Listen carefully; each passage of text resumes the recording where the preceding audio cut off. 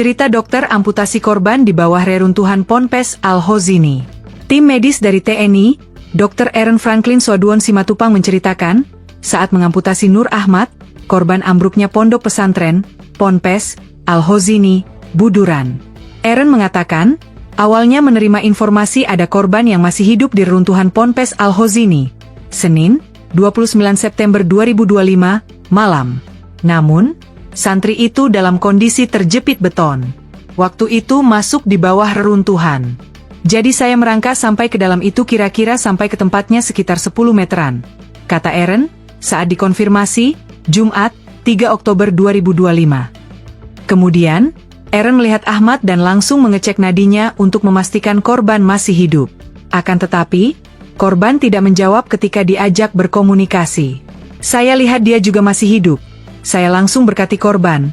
Saya cek nadi dan sebagainya, masih hidup, komunikasi tidak. Dia hanya diam saja tapi mata terbuka. Jelasnya.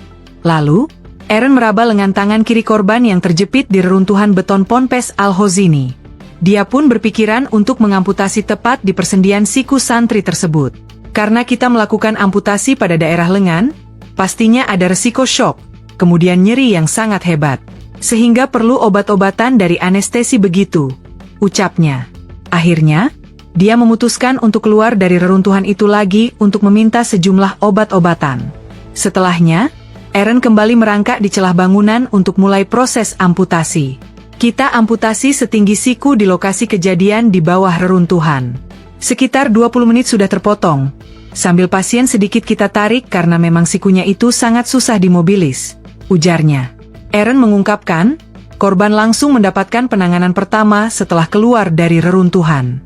Kemudian, tim medis lainnya baru membawanya ke RSUD RT Notopuro, Sidoarjo.